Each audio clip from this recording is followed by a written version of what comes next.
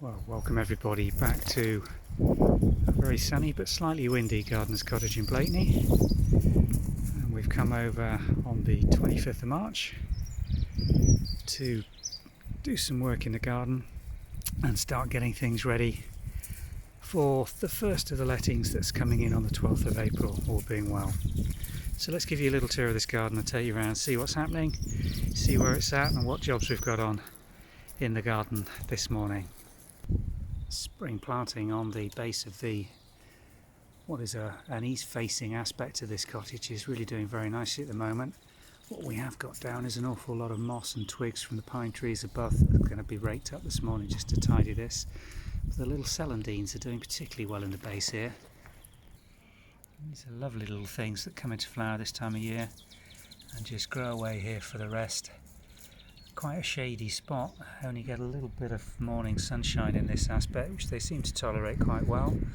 Normally expect them to want a much more moist soil than this because it's quite dry, but we do water this for the hollyhocks and roses over the summer period. We've got the nice planting with the orange scented little narcissi mixed in with the tete-a-tetes along here. This is the original planting of the little species hellebore. I think it's Photoides. Just look at the butterflies, sorry not butterflies, ladybirds that are accumulating on this little brack. Must be something for them either to eat on there, some aphids coming through already, or they've been overwintering in this. A lovely little collection. Let's go around into the rest of the garden and see what's happening. These snowdrops planted just the side of the gate are almost over now for the year in the green. Plenty of growth still on there, and we're going to feed these up now and let them set seed for the following year.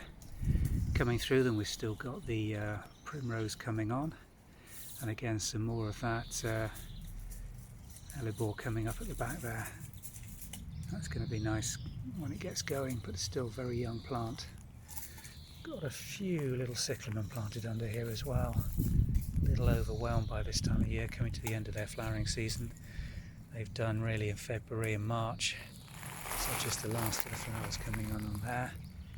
This little planting of tete-a-tetes again has been thickened up this year, just to give that splash of colour that leads you through into the back garden. And just look at that red. Just look at this, as flowering currants go, this deep red one is absolutely spectacular. We have got the paler pink one on the opposite side of the garden, but this one, when we saw it about 12 years ago, it was bought from a garden centre, is a really beautiful deep scarlet red, and it really does flower profusely in this spot.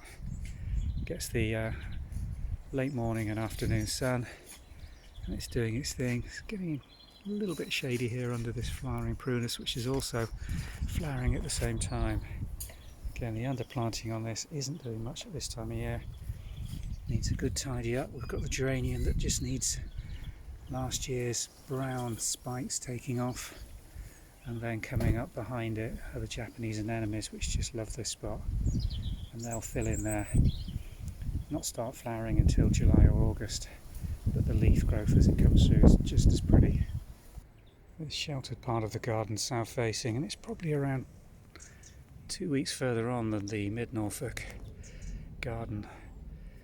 It really does get blasted with the sun, and it's sheltered from the prevailing winds, so things are a lot further on. And again, a peat planting of that flowering prunus doing its lovely whitey pink flowers with the brown of the leaf. It comes out into a full red leaf later in the season. This bank's starting to do its thing now. Bank at the back is going green with the good King Henry, and again a repeat planting of the flowering prunus, and then just starting to break bud in this position is the weeping pear. All the possibility just starting to emerge in those buds, but not showing any leaf colour or flower yet. Probably won't for a couple of weeks.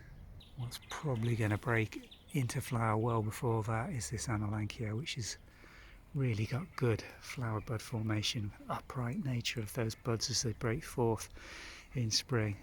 This is a white flowered Anolanchia, and it does really well in this position every year.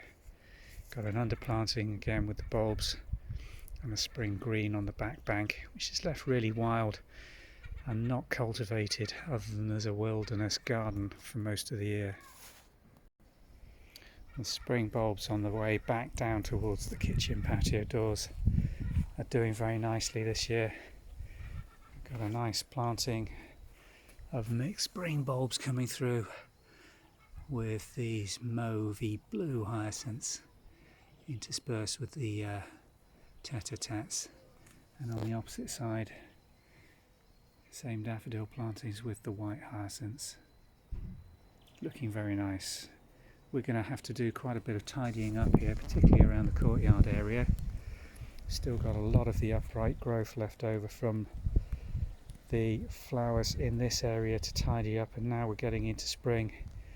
Really want to get this looking fresh and tidy, so the job on here today is to get all this cut back and prepared so that it's looking like a flowering spring border and no longer a winter garden.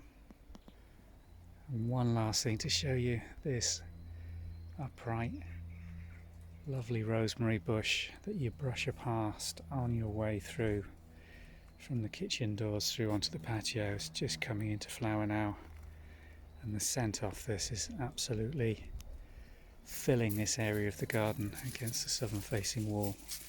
Again, lovely south facing position, gets baked, and a really nice planting both for the flower and the scent.